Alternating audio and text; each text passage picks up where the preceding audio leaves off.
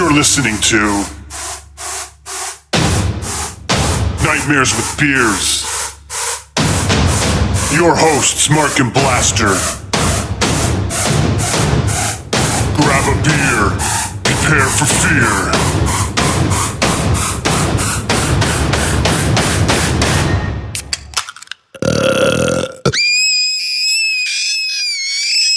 Hello and welcome to Nightmares with Beer. the show that explores the true facts of horror movies with Beer. We are your hosts, Mark and Blaster.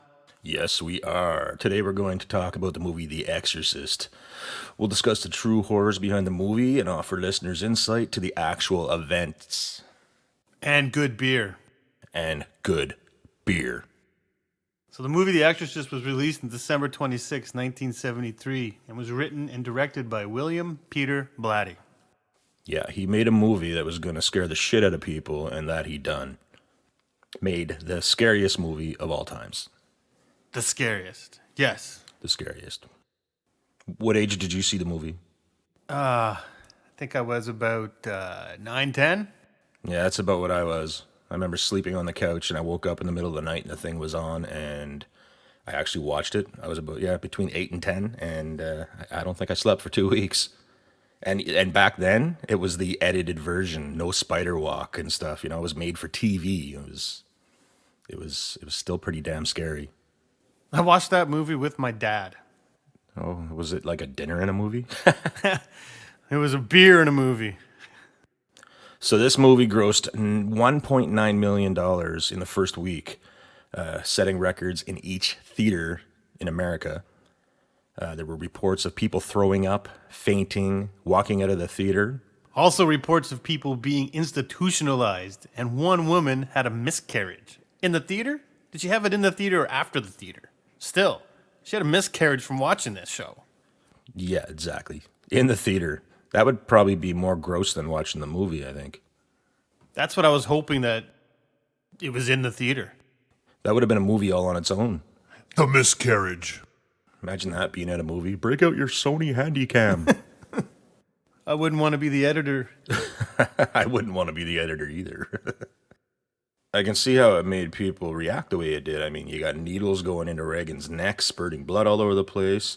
The spider walk scene. Actually, I don't even think the spider walk scene was released in back in 1973. But the spinning head, you know, the masturbating scene with the crucifix. Let me see. Linda Blair's character in the film was so intense, she stayed in character to keep the mind frame to portray the character. All of that got to her so much, it was rumored that she had a nervous breakdown while filming the movie. Linda Blair was accused of glorifying Satan by playing Reagan, and as a result, she received tons of death threats. Imagine that, playing a movie, getting death threats. Yeah, seriously. All that for an entertaining movie? It was entertaining. She was very well protected with bodyguards, and police were hired to live at the house. She claimed that people would follow her down the street to heckle her about her role in the film. Just from doing her job. She was just doing her job, right? Yeah, I can imagine walking down the street. Hey, demon girl, your mama feeds you with a slingshot. Hey, stick that tongue out at me like you did the priest. Spin your head around. There was a lot of stuff that happened making this movie. I don't know what research you've done. I know myself, I've been doing research on this for a long time because I was fascinated in the true story. But one of the things that had happened, the set caught on fire, and everything except the bedroom that Reagan stayed in, they called it the demonic bedroom, burnt down. And that's where most of the exorcism scenes happened. And due to this, it delayed the film by 6 weeks. Well, I mean, it was probably scary. I mean, it's all unexplained, right? Even the fire, they could never explain why. Now, in your research, did they use rebuild that same set and reuse it? That I actually don't know. I honestly don't know if that's what they've done. Well, they must have rebuilt the sets and reuse it. I mean, No, I'm just thinking. That's probably why it took so damn long. They had to rebuild, man, right? Well, exactly. 6 weeks. 6 weeks. Plus, people were probably freaked the frig out. Well, yeah, they probably, 6 weeks is a reason for it taking that long. So Ellen Burstyn got severely injured during shooting of the scenes from a random malfunction of a harness. So apparently, she got pulled too quickly and landed on her damn tailbone. Yeah. That's in a documentary, actually, that they made about the making of The Exorcist. Yeah, so when you hear her scream during that scene, that shit was real. Those pains and screams were real. Yeah. So that's like the original Jackass movie right there. Yeah. Yeah. Like, before Jackass was a Jackass, she did it. She did it. They owe her money. Strap this shit to my back and pull as hard as you can. So this is basically unexplained things that had happened in the movie. The making of the movie was one, like we were saying, that the set caught on fire. Ellen Burstyn, who played Reagan's mother, got injured when they pulled the harness. Jason Miller, who played Father Karras, was approached on the street by a priest, and he gave him a medallion and said, "Reveal the devil, for the trickster that he is. He will seek retribution against you, and he will even try and stop what you're trying to do to unmask him." So that in its own is fucking creepy, I think. The priest, yeah. Who like just walks up to him and starts saying this shit to him? Yeah, no high five, no nothing. Hey man, good movie. Be like, no, you're going to hell, motherfucker. Like, the hell, man. Like, no thanks. Just keep on walking, Mr. Priest. But yeah, that's the effect that the movie had when it launched. Like, you also got to realize the time the movie came out. Well, I think that was pushing envelopes. I think this all happened before the movie even came out. When this priest came up to him, I don't think that the film was even released yet. Oh, he didn't even know that he was part of the movie. I guess not. Like, that's what I've read. Oh man, then that's completely fucked up. Whoa. Yeah. Fuck, man. A little. I don't even think we should be talking about this movie then, because I don't want to go down the street and some priest comes up to me and says I'm going to hell for watching it. I wonder if they drank a lot of beer on the 60s and 70s, man. They were right messed up. They were smoking. No, 60s and 70s. It had to have been like marijuana and shrooms, acid. Yeah, that's probably why they came up with that shit with the head spinning around. Bad acid trip. Hey, we used to have a rule that every time the word the Exorcist was said, we had to drink. Oh, there's got a drink right there then. Mm-hmm. I just did. Because we're talking about The Exorcist. Hey, I gotta drink again. Keep this up. The content in this movie is going to turn from R for wrecked. 9 people dropped dead. You're gonna die up there. Jack McGowan, who played Burke Dennings, died during the post-production of the film. So he didn't even get to see it get finished. No. He didn't get to see the final product. He died during it. He probably got so scared making that movie. Did it say anything? How like obituary or anything to say how he died? No. I did hear it was a heart attack. I can't get to sleep. So he got scared so much that he died before the movie even came out. He's like, I'm gonna die before this shit comes out because after playing that shit, that fucked up. Right, and another actor died, Vasiliki or whatever. I can't pronounce his name, but he died during post-production as well. Linda Blair's grandfather died. The guy that played the Father Marin, Max von Sydow? Max von Sydow's His brother died. Yeah, who played Father Marin, his brother died. A night watchman died. A special effects expert died. And a cameraman's newborn baby passed away as well. Like, that would be enough for me to say, I'm peacing out. Like, I can't fucking get involved in this shit. Even in the documentary I had watched, they think they were playing with some pretty nasty forces. And they said they felt uncomfortable all the time. So they probably had to research their roles. And upon researching their roles, they probably had to get into the original story. And that probably opened up a doorway right there, right? Well, yeah, I mean, if you believe in that kind of stuff, for sure. Like, I don't know personally how much I believe in it. I enjoy watching it. I'm a huge horror movie buff. The fact that they're based on true stories makes it that much more scarier. If it's something that's real and you're seeing it and you're convinced during a movie that that's actually happening, that shit's scary. Exactly. Yeah, Exorcist. Time to drink. The first time the movie was screened in Rome, there was a theater in between two churches, and when it screened, there was a storm going on, and apparently lightning hit a 400-year-old cross, and it fell in the middle of the piazza. So that's pretty fucking crazy if you ask me, and how coincidental is that? Like, lots of crazy shit happened while making this movie.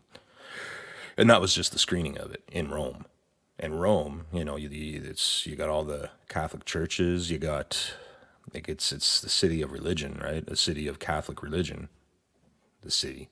Rome is a city. Thank you. So, apparently, too, in reading things up on this movie, it was completely banned, the screening in Finland. Know about this? Hear about this? Yeah. Yeah, I heard about this as well. Finland banned the screening of the movie. And it just makes me think how it was only banned in Finland. I mean, the movie itself was so graphic with the masturbation, with the crucifix scene, you know, the swearing from a 12-year-old child. Like, only Finland, really? I personally wouldn't have banned it. I love the movie. But again, yeah. But that goes to show the magnitude of the content of that movie. All right, let's get on with talking about the actual true story of The Exorcist. Oh, Exorcist. That's 2 drinks.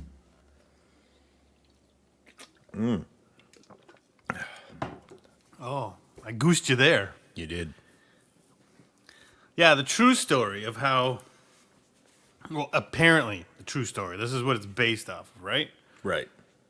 So, if it's real or not, that's for the viewers to decide, and the listeners, when you watch or listen to The Exorcist.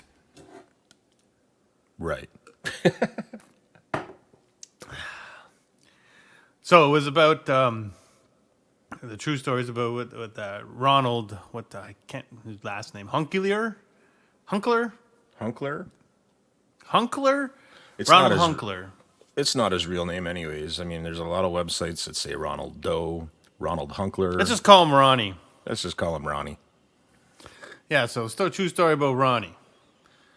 And I guess he was an only child. And he kind of was raised by his mother's sister. And they called her Aunt Tilly. And in some, you know, it's either Aunt Harriet or Aunt Dorothy. Again, there's many names because they didn't really have a full background check, Right. I guess. So Aunt Harriet or Aunt Tilly, she's the one that taught him how to use the Ouija board. Exactly. Right. And he spent much time with her at her home playing on this Ouija board because the game absolutely fascinated him. So, you know, who knows what that done to his mind when he was there playing that game? You know, who knows? And that's who knows what he's seen now that thinking about that? Who knows what he witnessed while he was playing with that board that much, right? Right. But didn't his aunt also sexually abuse him? Apparently, yes. She sexually molested him too, which they say made him the way he was. I mean, that's all hearsay. We don't know. We weren't there. But yeah, you're right. He was sexually abused by her as well. Right. And Aunt Tilly or Harriet. Aunt Harriet, yeah. Or Dorothy. It was 2 of them. It was either Aunt Tilly or his live-in grandmother, Anna Kopage, but his aunt was the one that molested him. You see, okay. So she's the one that died January 15th, 1949. Yes, and then soon after that, the family began experiencing an odd series of insanity, you know? So it was after she died, which is a coincidence, right? So... Right, they actually thought that she was the one possessing him. Mm-hmm. With her little molester fingers. Little molester fingers. I'll swallow your soul. So they actually put the kid away for a while because he started acting crazy. Well, yeah, exactly. He's going fucking loony bin. Right, but they did witness, after a while, they did witness strange occurrences. Noise that moved in his room. hearing squeaking shoes walking around Roland's bed. The boy said him and his grandmother were laying in bed and they heard the sounds of marching feet and beating drums traveling the length of the mattress. And then at one point asked, like, as entered the room and asked, Aunt Tilly, is that you? So they asked if that was it. And the mother demanded, like, if you are Aunt Tilly, knock 3 times. So here they are doing this, asking for whatever they think is going to knock 3 times. And then they heard 3 fucking knocks from the wall. And then Ronald began having seizures. So Aunt Tilly knocks on the wall. Ronald starts fucking flipping out. Yeah. Or I get it. He started having seizures on a regular occurrence. Yes. After that. Right. And then some marks started appearing on his skin. The family noted that the scratches, there were scratches being etched into him that were basically forming words. That's what they were going on. Yeah, they were forming words. Because you know what it was. It was Lewis was the word. Lewis, yes. I do remember reading about that. But there was another one that was the letter X, which I believe stood for the number 10, because the priests believed he was possessed by 10 different demons At the same time. That's a party. That's a lot of people to be in one little body. So I know there was one priest. I can't remember his name offhand, but as he was performing the first exorcism, Roland actually reached under the bed and pulled one of the strings out and slashed him with it. Yeah. Like the strength it would take to do that at his age. Well, exactly. He was just a, 12-year-old boy? No, 14, I believe. Yeah. 14. Yeah. To be able to... And if he ripped that out at 14, he must have been doing steroids or something. They haven't told us that part. Well, that's just it. Like, that's a lot of strength for one little boy to be able to... An adult couldn't even do that. Pull one of those strings out of the bed. Springs. I've tried to destroy a mattress, man. It takes a good hour of frustration trying to get those fucking springs to come off. Right. That's probably what the problem was right there. A kid had no discipline, needed a good friggin' backhand.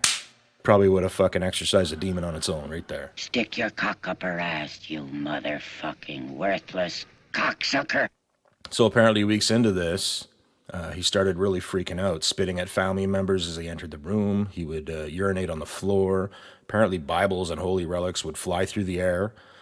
He sang strange songs, verses to songs the family member knew that he had no knowledge of. Like Old Man River, Old Rugged Cross. I guess those are song titles. Yeah, and he had no prior knowledge of these songs, never heard them before. So he's sitting there just singing them. Right. So how did he know that, right? During my research, you come across other things, and speaking languages you've never studied before or you possibly wouldn't know is one of them. So I guess that kind of falls into that category where he's starting to, sing songs that he's never heard before. Exactly. I can't imagine that, walking into a room and my kid starts speaking to me in some other language. I'd be like, what the fuck you just say to me? That's it. Power of fucking Christ compels you. So eventually they went and had to contact a Roman Catholic priest. So they did that. I mean, I wonder how far it went before they actually went and decided to contact a priest. Well, apparently it went to, he sang strange songs, and then they said, fuck it, get a priest. Well, yeah, when you got friggin' shit flying through the air and you don't know why. Yeah, it's time to urinating on the floor. It's time to friggin' start asking questions with the local church, I think. That's the number one thing to contact a priest is when your child is up urinating on the motherfucking floor. Listen. Oh, there it is. Oh, yeah. What are you drinking? I'm drinking beer. I don't think we're allowed to say what we're drinking. They don't give us money to say the beer name. And they might want to sue us. So there's no way in hell, there's no way in hell I'm going to sit here and say that I'm drinking Sleeman because they didn't pay me to do that. Oh, yeah, that's right. You shouldn't say that. You're right. And I can't tell them, I'm having a nice beer from Holland, Bavaria. I can't say that. So apparently another thing that happened that was pretty creepy was the crucifix. They had a crucifix on the wall, and it would just randomly bounce around on the wall. And then apparently one time it just kind of took off across the room. Like, the thing said, I've had enough, I'm peacing the fuck out. It just took off. Violently shaking bed, flying objects. You know, I guess he was talking like this because Satan was in him. You know, guttural voices. Right. Eventually, the third priest got involved. He was called to assist Bowden. So, The fuck is a Bowden? Bowden, that's this guy's last name. That was the other priest's okay. last name. So he came in to help him out, right? So, but the biggest thing with that whole thing was the most distinctive markings on Ronnie from, you know, how he had all the markings and claw marks and everything was the words hell were imprinted on his chest, and a picture of Satan was on his right leg. Now, remember, you said there was something else on his right leg. Same thing, but... Well, apparently it wasn't a picture of Satan. It was a picture of a pitchfork that snaked around his leg going down to his ankle. And it resembled Satan. That's what it was. That's apparently. cool, because during that, on the boy's stomach, the priest felt there was three scratches, like dark bars in his stomach, that were likely symbolic of the Trinity, right? So that'd be like a pitchfork that has three things too, right? Trinity. I mean, maybe it was Satan on his right leg. I wasn't there, but you know, Right. I wasn't there. I would have liked to have been there. I mean, that would be some crazy shit. I'd have nightmares forever. I'd have nightmares with all the beers every day.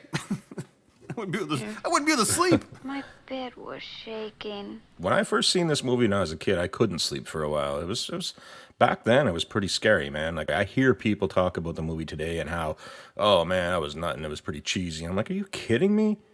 That was the scariest movie of all times. And like I said, the fact that it's based on a true story makes it that much more scarier. Exactly. When they found the words hell imprinted on his chest, I guess like the mattress started vibrating, and then he started speaking in bursts of Latin.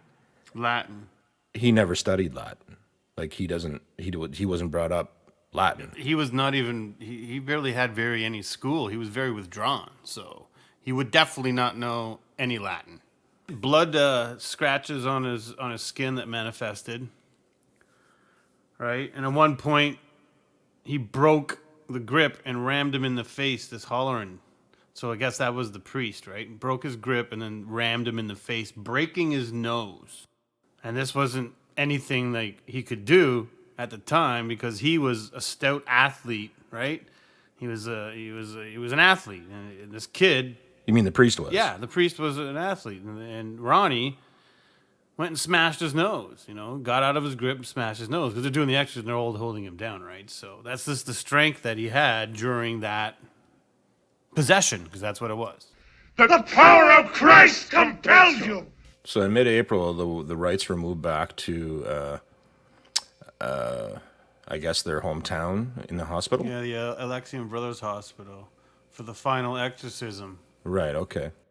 So the final exorcism was conducted in a psychiatric wing of the hospital. And this happened on April 18th back in 1949. And that was, well, yeah, the day after Easter. So the priest took rosaries and religious medallions, and they put it around Ronald's neck and forced a crucifix in his hand. And then he freaked out. He yelled and shrieked. He's basically saying he has one more word, one little tiny word. I mean, a big word. These are the things that he's saying, right, as this is all going on. He'll never say it. Right. I am always in him. I may not have much power always, but I am in him, and he will never say that word. So this is what apparently the demon is saying inside of him. Yes, that's what he's saying. So the response, it took 5 men to hold the boy down. A boy, 5 men. But at around 10:45 p.m., the boy became deathly still, and in a clear, booming voice, he shouted, "Satan, Satan, I am Saint Michael's, and I command you, Satan, and other evil spirits to leave the boy in the name of God. Immediately, now, now, now." So these are the notes that obviously come off the internet.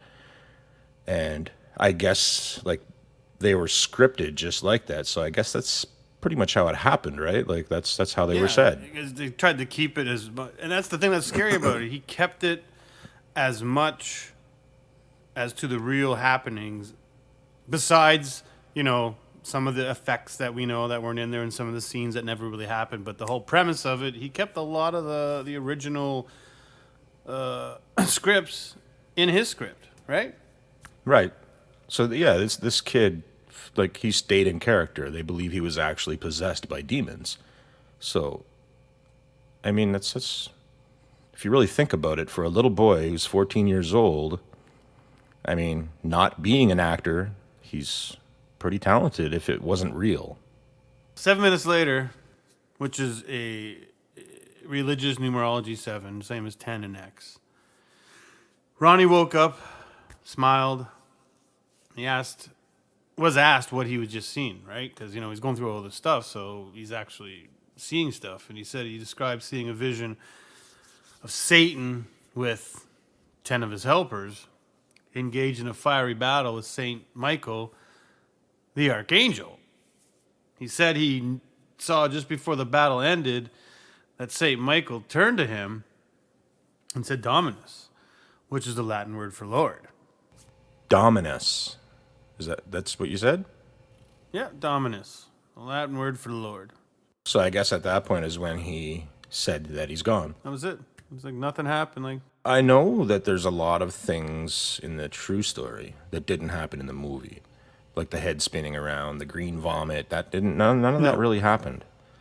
So I wonder what inspired William Peter Blatty to come up with all these things. Like, I know they had to make a film that was going to please the audience, and there's a lot of shock value in that, in this movie. But it says based on a true story. But if a lot of it didn't happen, what inspired him with this story to put these extra parts into this movie? to absolutely freak people out. Well, he did a good damn job. And you know what the really cool part of this is? Is that The Exorcist didn't have to use, well, they didn't even have any CGI, the special effects and technology they have today. They didn't have back then. And I think that gave it an element of reality. Exactly. And that's, honestly, I can't stand fucking CGI and graphic design and shit in movies. If you look at those movies, those classic movies, Right, yeah. regardless of what movie it is, the horror films, when you see that shit when they had to create it to make it look lifelike, that was way more scarier than anything CGI can do today. Oh, I think so too. I mean, there is some movies that it works for really well. Mind you, it would probably be that much more scarier if they figured out how to make that, such and such a scene without all that stuff and made it, made it look and feel more authentic. A lot of new movies have cool ass CGI. Sure, it's that wow factor, it's that cool factor, but it's CGI. Right. You can't tell those old ones. Some of them is like, holy shit! Like, how did they get that fucking head to spin? Well, that was done on a doll. Like, that, but still, it just the way they made the makeup on the doll and everything looked completely real. Sorry, I had to take a sip of beer. No one said Exorcist. Oh, look what you just did. Anyways, I'm sure it was a really long journey for them to get through this, because all the exorcisms that took place, it happened over like 10 months or something like that. So that's a long time for a boy to be enduring this kind of battle. Torment, yeah. But the craziest thing is at the end that he came to and he saw Satan fighting the archangel. So if that was true and that all happened, he witnessed that, right? So he had to live with that. I wonder if Satan was walking away with his helpers and they all had like biker patches on, giving the middle finger and shit, We'll be back. Gang patches. Look, your daughter doesn't say she's a demon. She says she's the devil himself. All right, so that's it for this episode. Thanks for listening. Tune in next week when we discuss another horror movie based on a true story and drink beer. we'll be discussing, the making of the movie, during the movie, the true events of the movie. And if anyone out there listening has a story to tell, something that's they've themselves encountered, feel free to send us an email. What's our email? nightmareswithbeer@gmail.com. So yeah, drop us an email. It's nightmareswithbeer@gmail.com. And we'll see you next time.